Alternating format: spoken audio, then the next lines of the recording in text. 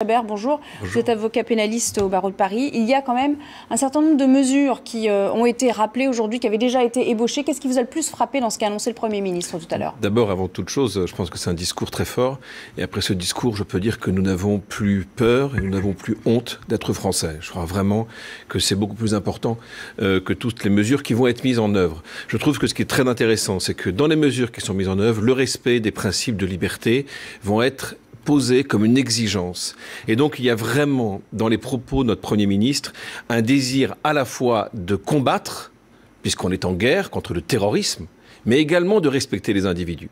Et donc, dans les mesures qui sont prises, il y a principalement des mesures en matière électronique, en matière informatique, en matière Internet, qui vont être renforcées, des mesures également en matière d'enquête. C'est vrai que les enquêtes sont encore, et en matière de terrorisme, encore soumises à des règles qui respectent l'individu, mais peut-être qu'il faut aller un petit peu plus loin pour permettre des investigations plus fortes.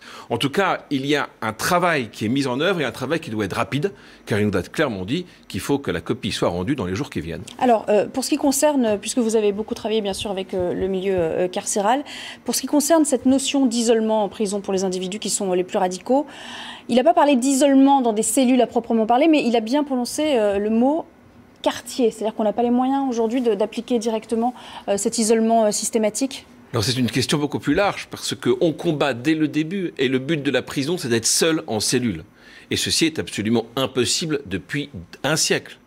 Donc cette logique même de cellule individuelle, qui est un objectif à atteindre, malheureusement, on n'y arrivera jamais. Alors comment transformer cela? Je ne sais pas si des blocs et des étages composés que de personnalités qui ont le même regard de haine et de guerre est une bonne idée. Je pense que la prison, malheureusement, aujourd'hui, véhicule la haine. Et la prison, on l'a constaté, et il a tout à fait raison, des délinquants de droit commun sortent de prison avec des idées fondamentalistes. C'est ça qui nous a frappé en fait. Comment on passe, c'est ce qu'il a dit Manuel Valls, comment on passe d'un prisonnier de droit commun à un parcours de terroriste en herbe en devenir? Comment on fait pour éviter ça concrètement? C'est malheureusement très rapide.